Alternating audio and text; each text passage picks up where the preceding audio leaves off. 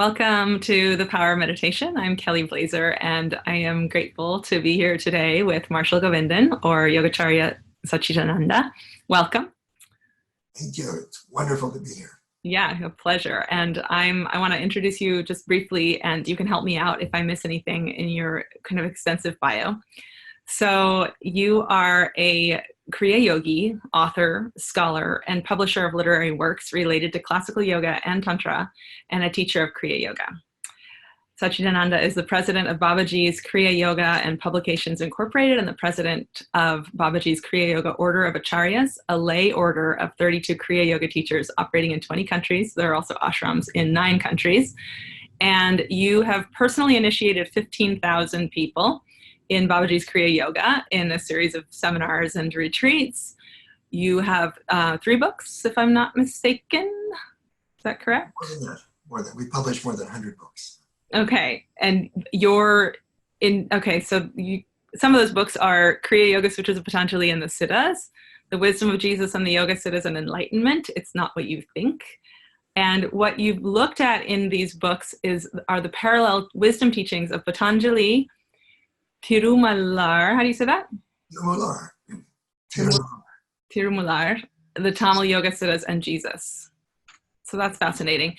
And in cooperation with Georg Feuerstein, the late Georg Feuerstein, you began this work of bringing this particular text from the Tamil tradition to the light and to bring deeper understanding. And maybe we should just talk a little bit about the Tirumandiram and what the import is of that, and then we can talk more widely about how that could help people on the path.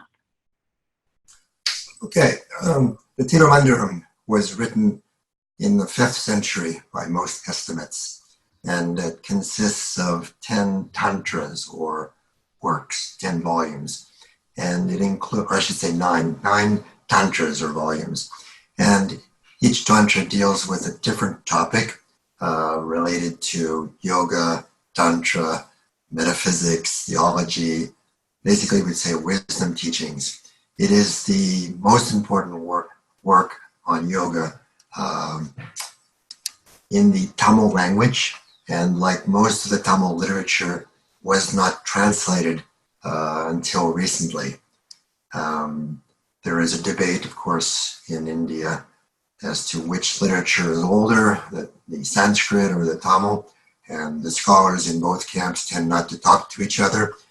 The works of the Tamil Yoga Siddhas, like Tirumallar, were largely ignored, not valued, because in the South India you have institution of temples and priests who looked upon the Siddhas as revolutionaries, radicals, because the Siddhas heavily criticized institutional religion. They criticized the power of the priests. So their literature was not well preserved. It was maintained on palm leaf manuscripts, and beginning in the year 2000, we hired a team of scholars to go around all over South India and to collect hundreds and hundreds of these palm leaf manuscripts, catalog them, scan them. First we started with microfilm, then with scanning, and then we selected some for translation and publication. So we published 7 books, and the last most important book that we published was the Tirumandiram. It's now in 5 volumes, 3,800 pages. It's a wonderful work of yoga, and it's actually how I met Georg Feuerstein in 1995. He saw an early edition, which I had published at that time, and wrote an article about it in the Yoga Journal in 1995. That's how we started working together. So if you were to take your kind of scholar's cap off and just approach this from the perspective of, like, you know, a lay person struggling with the stuff of life and the, you know, dealing with the egoic process and the reaching toward the you know, whatever, the soul, the higher self, higher consciousness, whatever you want to call it, what would you say the import is, or the significance is, of the specific resurrection of this text, or maintenance of this text, and trying to bring that more into the light? What are we really trying to do here? I would say the purpose of it is to learn how to integrate your spirituality with your life here in the world. In the traditions of India, most of them have emphasized, let's get out of this place. This is a world of illusion. It's not real. Let's renounce the world. And so people who want to go deeply into spirituality in India were encouraged basically to take a monastic approach. Whereas the Tirumandiram is a tantric work. And like the Tantra in China, Tibet, and India, the goal of Tantra is to create a web or a link between the material world and the spiritual world. And this encompasses all aspects of your life, your social relationships, your sexual relationships, your work, your ethical behavior, even your politics. So that's why the Siddhantha is a kind of encyclopedia for wisdom teachings. We, of course, in the West tend not to be very educated as to the wisdom literature. We tend to go for the techniques. It's like, but we don't have a roadmap. And it's like being given a James Bond 007 Aston Martin automobile, get the latest, best technique, but then be like in Paris, lost in traffic without a roadmap. Mm. That's why it's so important to preserve these wisdom teachings, which are, in my opinion, our greatest heritage.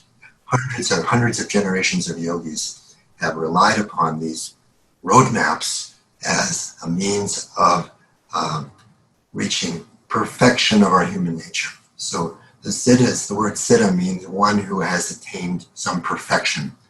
And the thing which distinguishes us from animals is our ability to conceive of perfection, to see our own imperfections, and to devise means and apply ourselves to those means to go from imperfection to perfection.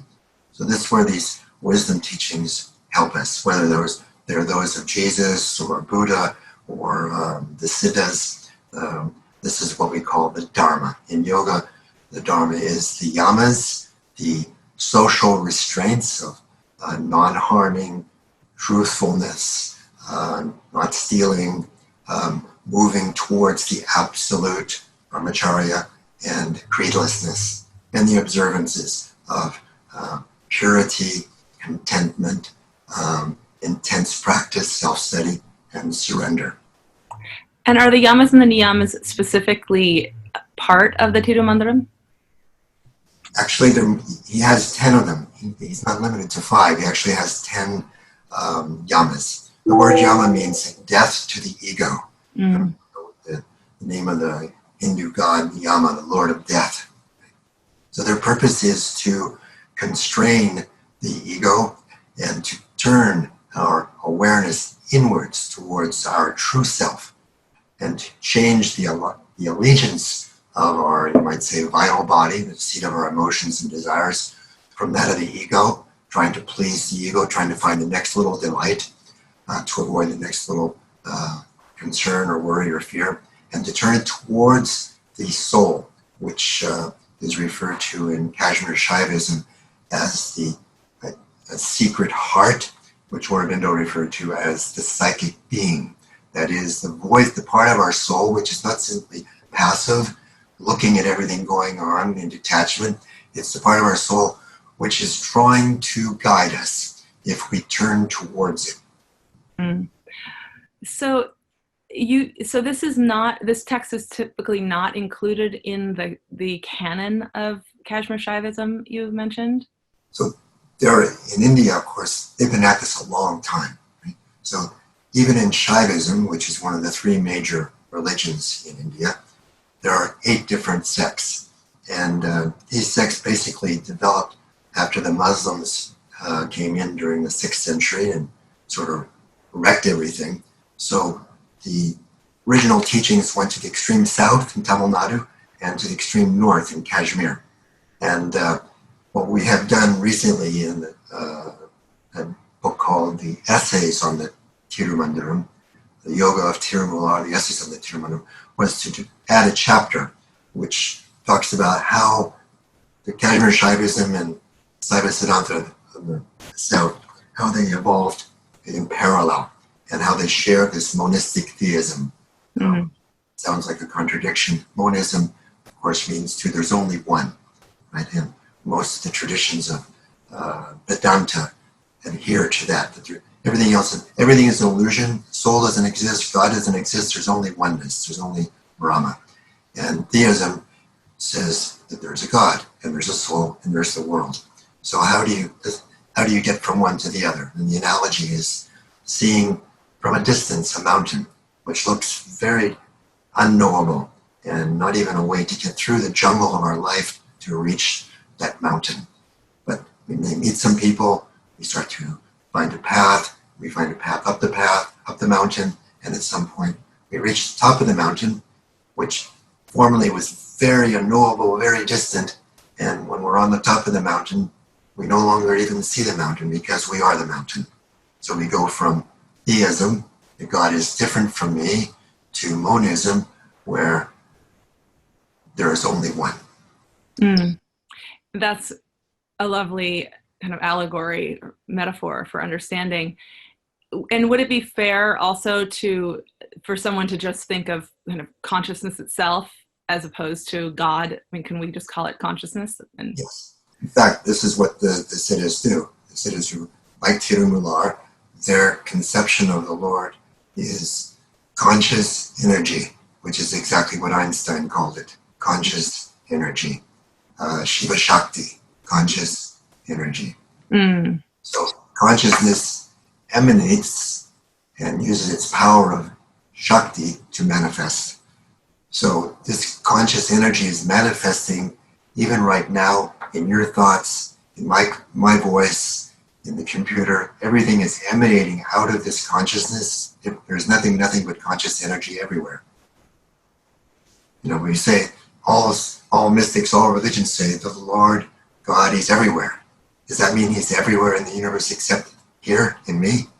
It's not even logical. Right.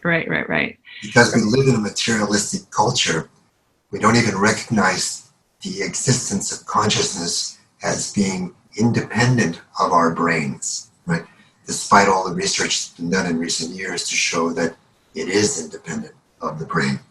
And so everything comes out of consciousness, everything returns to consciousness. And you have behind you a statue of Shiva, a dancing Shiva, who symbolizes the five functions which the Lord manifests. Creation, He creates a world for us to enjoy and to grow in wisdom. He preserves certain relationships so that we can learn our lessons. He dissolves situations when it's time for us to go on to new lessons.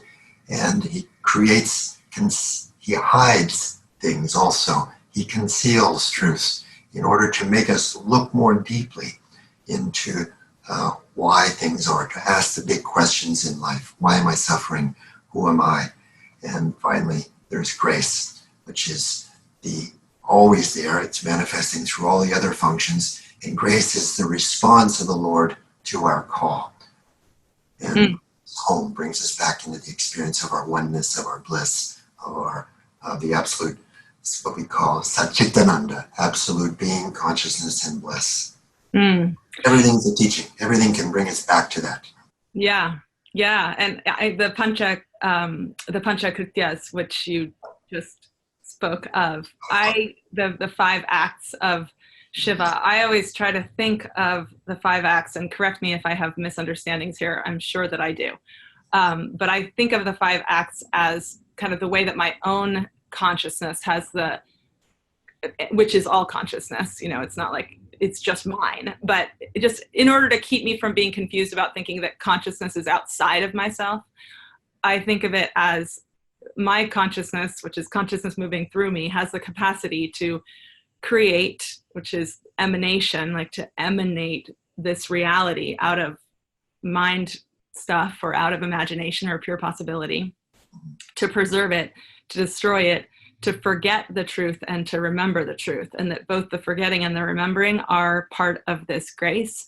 So I wanted to kind of relate that to something that we wanted to get into here, which is this sense that that I have, that it's really important that spiritual practice not be a kind of a self-improvement project where we're trying to kind of bash the egoic mind that has this tendency to forget the wholeness, just so that we can kind of evolve beyond it by force, but that we can open to remembrance, without creating a divide within. So I'm just wondering what your thoughts are on that, and how we can kind of just shift our approach. So it doesn't feel like a battle. Well, you're on the front lines dealing with people's vasanas and their samskaras every day. Their tendency to dwell on past hurts, painful memories, desires, things that are longings, and also their habits of mind. Okay, so as a psychotherapist, as a counselor, you're confronted with this all the time. And the most important thing as a therapist that you have to offer people is the gift of consciousness, where you can be present and they can begin to feel and experience what they're not, where they're not. So by yourself being completely present, they begin to also become present. And they see all this stuff that the vital body is throwing up, all the emotions, all the desires, and as just passing by, right? And they can learn to let it go. So rather than trying to take the model that I am a personality, and I'm the mind, and I'm the body, and I'm my little personality, and I'm all a collection of memories and things I tell myself. When you begin to move towards self-realization, you get over the confusion between the subject and the object. Right? The subject isn't doing anything. It's the part of you which feels I am. It's able to actually observe thoughts, emotions, sensations, right? And we refer to it as the self in yoga. We refer to it as the Atman, or consciousness, or perhaps in a wonderful English word which is not used so often, the seer, the part of us which simply sees. And that is distinct from the other pole of reality that we could all agree on. The two poles are the subject and the object, okay? The seer and the seen. So once you put things in that frame, then personality is just part of the scene. And so is science, so is all the phenomena, so is all our thoughts, all our emotions, all the things we desire. So once you begin to embrace as your goal self-realization, right, you're not trying to improve your personality, you're trying to turn inwards and to cultivate and maintain a steady, constant state of awareness. Awareness occurs whenever part of your consciousness separates itself from what it's typically absorbed in. This, for example, happens when you're watching television. If you're sitting too close to television, you become absorbed in the drama, right? But at odd moments, you may sort of take a step back, or, and existentially, you start to think, oh, I'm watching television. This is a really boring program. Why am I doing this? So you're starting to create some detachment, some discernment between who you are, the observer, and the drama. So most of us are absorbed in a television program and drama of our life. Right? Mm-hmm. It's only when we start to practice meditation deeply that we reach the ground of our being, begin to experience, who am I? And then we see all this is just passing show, and all the numerous questions find their answer immediately. Right?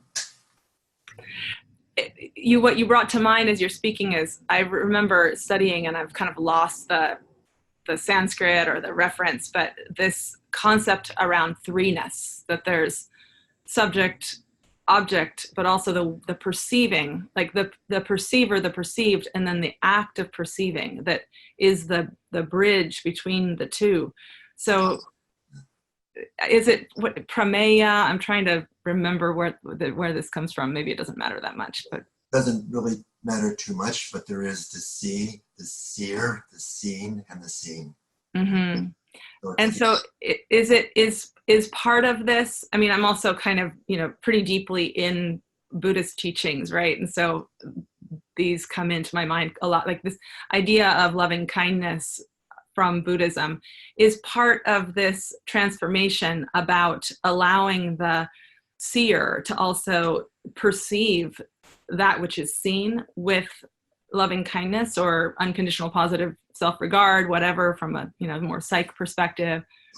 This is because most of our experience in life is colored by what we call in yoga the vital body, the pranamaya kosha, which is the seat of our desires and our emotions. So we're constantly being invaded by these feelings, these emotions.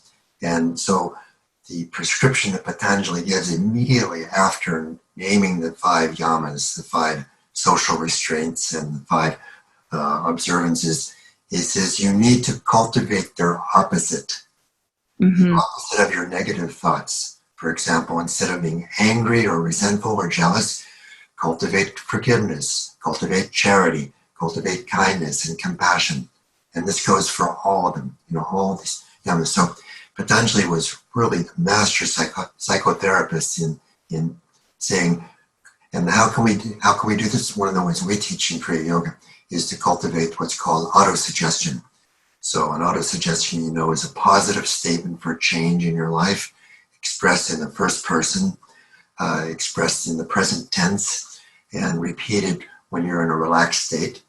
For example, before going to sleep, at the end of a meditation, at the end of a yoga session.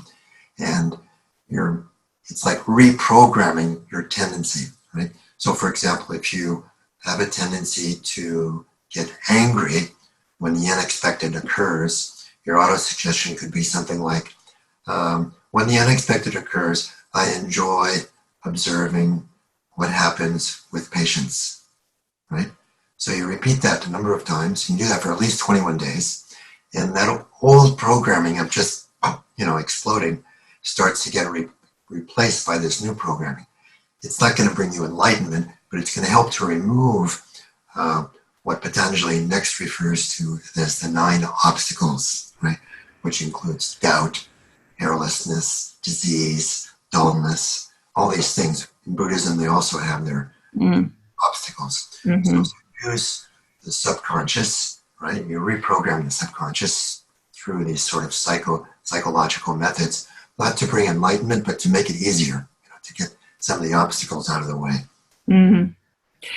Yeah, that the particular sutra, I think it's 1.33 in the Yoga Sutras that talks about the Brahma Viharas it's definitely my favorite. And I also love how the sutra right afterward says basically, and if that doesn't work, practice breathing, practice pranayama. And which brings me to the question, like, are there any specific techniques that you can bring our listeners, like specifically from the Tirumandiram, around, kind of beyond the more psychological that you just mentioned of autosuggestion, that is more around practices that can be brought into our seated meditation practice? Yeah. Every psychological state has a corresponding rate of breathing, right? Just when you're angry, for example, you can notice you're breathing like, and when you're calm, your breathing is very slow. And when you're afraid, you hold the breath, right? So a very good practice you can do before your meditation is just the complete breath, 15 to 20 times, counting mentally to make sure that your exhalation is exactly equal to your inhalation. And there's no retention of the breath at either end, right? And you do this for at least 15 to 20 times, and you fill the vital body with pranic energy. So when you finish that set, there will be a temporary suspension of the breath because you're full of energy. And when the breath stops, guess what happens? The mind also stops. And you get a glimpse of what we call stillness or cognitive absorption or samadhi. You reach the ground of your being. Of course, sometimes people then begin to worry, my breathing has stopped. And then when they start thinking about that, the breathing begins again. And is this from the Tirumandiram or from the wider tradition? It's from the wider tradition, yeah. And so I'm wondering, does the Tirumandiram, and I'm sorry to kind of belabor this, but I'm just curious about it because it's a text I'm completely unfamiliar with. Does it focus on specific practices, or is it more, a treatise around perceiving the divine, or what pure consciousness is, or how does it?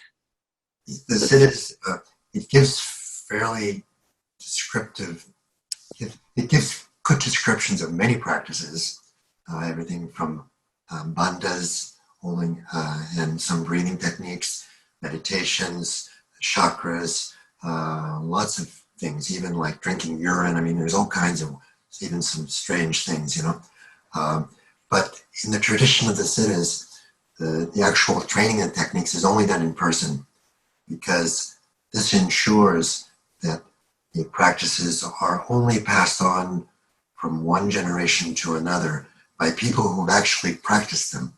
This is the opposite of the New Age culture today, where everything is published, everything's in books and internet, but nobody practices. So, because if you don't practice, you don't remember it. This is what we call the value of esoteric traditions. Esoteric means hidden.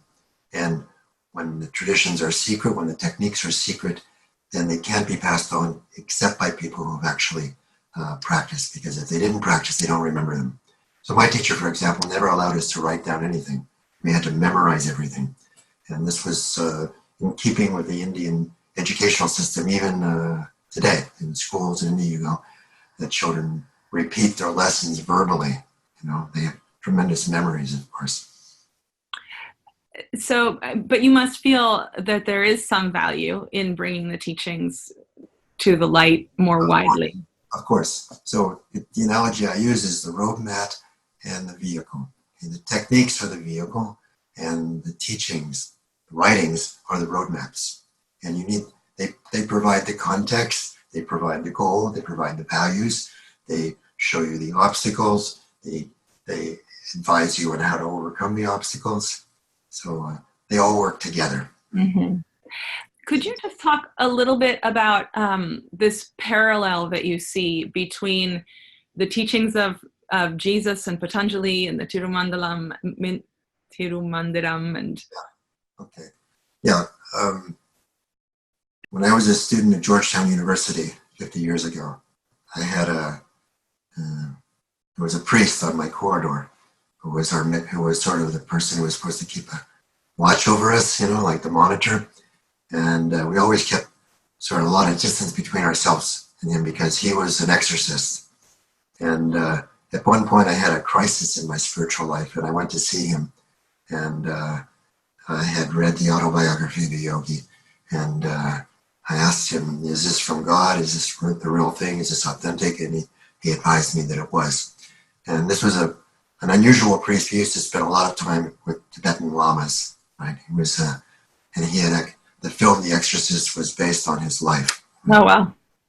So the reason I bring this up is because I became so interested in what his approach to the teachings of Jesus were, this mystical, spiritual approach. And I took courses with him, the exploration into spirit, that I decided if I really wanted to know what Jesus was teaching, I'd have to become either a scholar of Aramaic, which is the language that Jesus spoke, or I would have to try to live like Jesus. So fortunately, that last year at Georgetown, I met my guru, Yogi Ramaya, and I decided to take that route.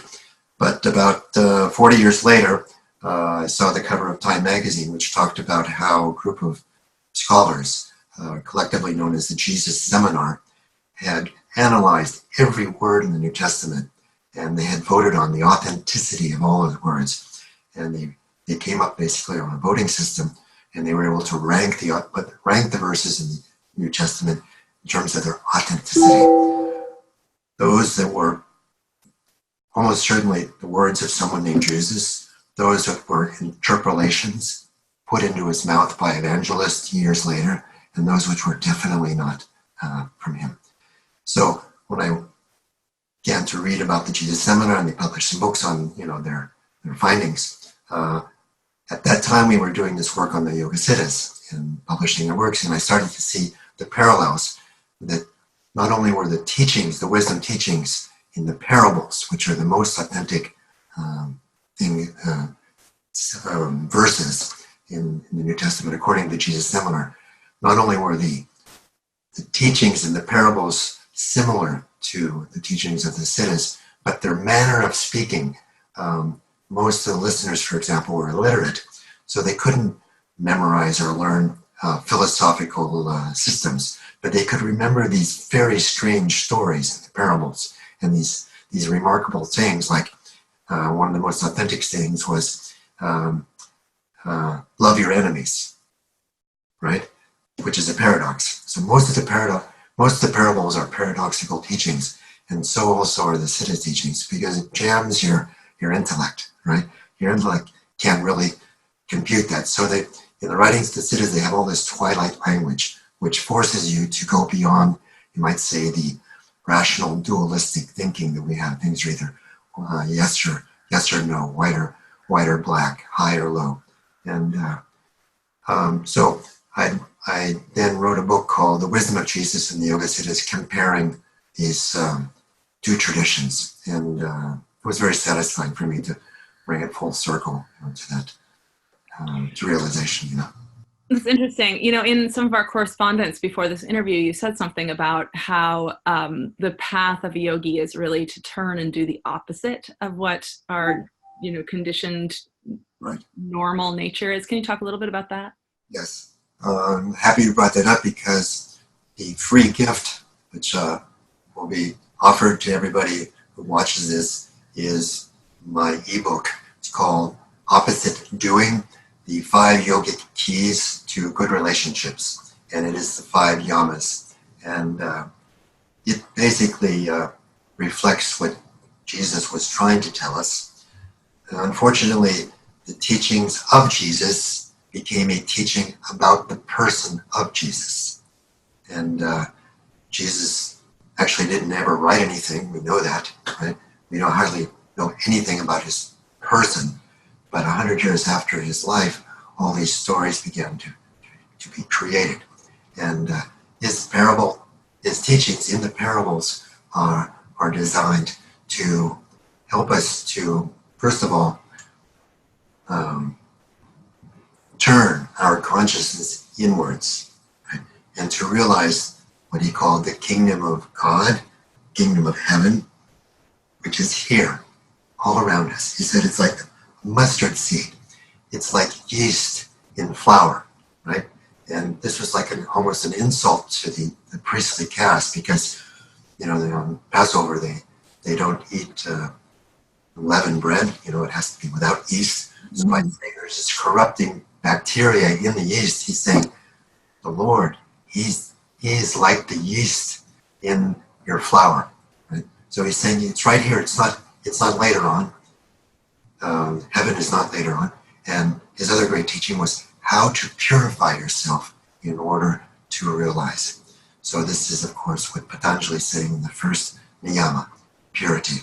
Purify yourself in thought, word, and deed.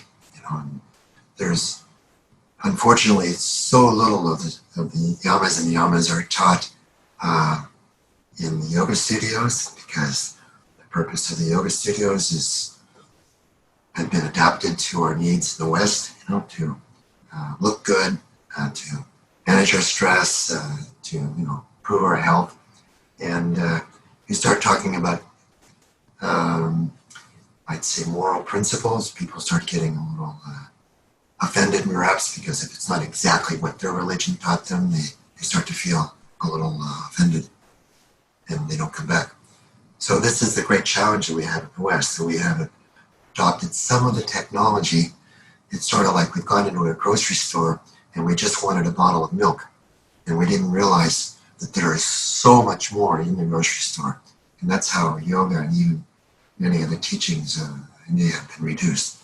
I think much less so in Buddhism, which is a much more intellectual approach, Particularly in yoga, it's been much reduced to just a bottle of milk, Yeah, and hopefully that ultimately is the opening of a door for many. Yes, for many it is. For many it is. So we live in a particular.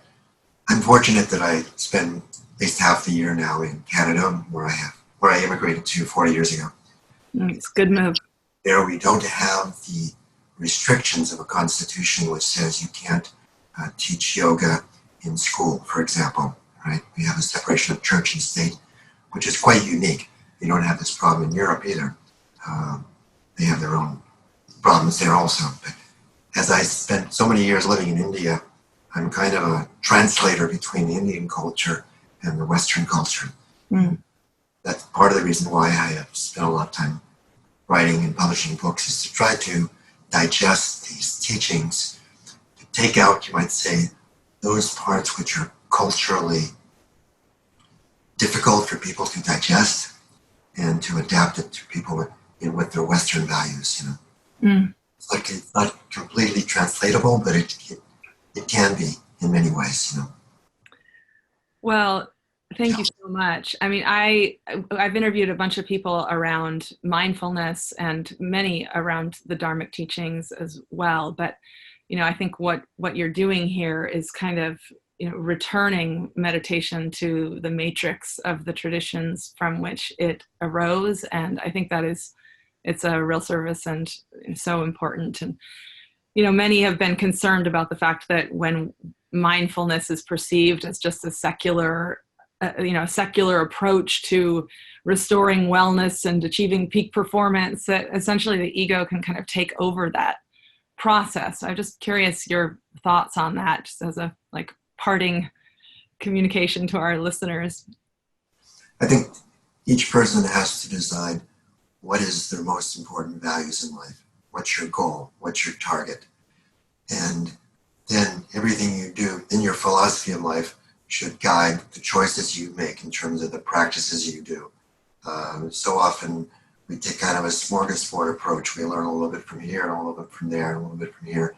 And often what we're practicing is not really in alignment with our values. So we need to think carefully and deeply about what our values are, what are our priorities. And you have to make some choices about how you live. And this affects not only you, it affects the people in your community and the world. We're seeing this now with the climate change. We have this tragedy of the commons that Steven Pinker talks about in his book Enlightenment, that if we want to get over this problem with climate change, we have to make sacrifices, right? But each person that makes a sacrifice has to suffer, right? And he suffers for the whole, for everybody. So we have an incentive to let somebody else do it, right? Mm. Have to take responsibility. Each person has to take responsibility for their choices. Yeah. Yeah, I mean, it's interesting because I think it's also Pinker who talks about the fact that we are in fact experiencing less threat than most humans have throughout history. But I think people move through the world in this internal experience of threat. And therefore there's consumerism and grasping and a tendency to reach outside of oneself for some kind of illusion of a salve, and it's, of course, we never achieve any sort of real peace or freedom when we're reaching out like that. I mean, temporarily, yes, like shopping is fun for a moment, but it's this returning inside that actually, releases or at least diminishes the experience of being threatened in the world. I think if people can put their spiritual life first, not just in terms of their priorities, but even at the beginning of the day, when they get up in the morning after taking a shower, sit and do the meditation, go as deep as possible to the ground of your being. Align yourself with the voice of your soul and trust that the Lord loves you, that He's guiding you, that He's giving you what you need, and everything else that you do in life in the rest of the day will follow through. And at the end of the day, take the time to review what you've done. And if there are some things that your conscience is saying, you could have done that better, you shouldn't have said it that way, you shouldn't even have said that, make a note of it and record your meditations. Take the time after your meditation to sit down and to journal it. And then review your meditation notebook after a few weeks and start to see the patterns, see what's repeating. These are the vasanas. And your job as a yogi is to clean out the vasanas, right? Your therapist can also help you to recognize them, your tendency to repeat always the same patterns, right? To dwell on the same things in the past. but it's up to you to let them go. To say, I let this go, right? Mindfulness is not enough. You can be mindful without doing anything about it. But when you consciously say, I choose to let this go, I turn the page, I am not interested in thinking about that anymore. It's an art. Vairagya is an art. It requires discernment. It takes an effort, but it does purify you, and it allows you to find that quiet space of the light within. And as that light grows like the sun, all the mud puddles, all the puddles of water of your desires start to dry up in the sunlight at noon. So both needs to be done. Yoga is remembering, who am I? That light of consciousness, and letting go of what I'm not. Mm. You're not your mind. You're not your thoughts. You're not your emotions. You're not even your body. These are just temporary vehicles that your soul is moving through in time and space. And you're here for a few years, and then you go on and you come back, right? And so that's enough for the metaphysics, perhaps. But on a practical basis, I think it's important to have a roadmap, whether you believe in a heaven or whether you believe in reincarnation or you don't. Try to experience the spiritual dimension of your life. And if you can begin to touch that, it will transform you. That's been my experience ever since I discovered it when I was 15 years old in a YMCA human relations laboratory, Westchester, in a place in Los Angeles all those years ago. And forever grateful for that experience of transcendence that I had. And at that time, we were all sitting around for 2 days talking. Finally, everybody finished saying what they wanted to say, and I had this experience of oneness, that we were all speaking out of, all the different mouths were speaking out of the same being. And after that, I began my spiritual quest. That's great. The mountaintop was inside the YMCA. That's an amazing experience of It can happen anywhere, anytime. right? This is the grace. This is that fifth function of the Lord. And He gives you these insights, these understandings, these aha moments, these experiences of beauty and love. And it can come when you look in the eyes of a baby, or you look at the sunrise, or you read something in a book and you have this, that's it, and you feel that unconditional love. So these are the things which are coming from your soul, from that spiritual dimension. Don't ignore it. This is the reality. This is what lasts. Okay? Mm-hmm. All the other stuff is transitory, right? Mm-hmm. Yeah, transitory and hopefully designed to bring us back, or we have the capacity to follow it back. The classroom. Right? Yeah. All right. Well, thank you so much. So just a reminder, the free gift that you're offering is an ebook. It's called Opposite Doing, the 5 Yogic Keys to Good Relationships, which God knows we all need. We need those keys. So we will send out your website, the URL specifically for that free gift, and just profound gratitude to you for being here. Namaste, and thank you so much for doing what you're doing. It's a wonderful service. Thank you so much. Be well.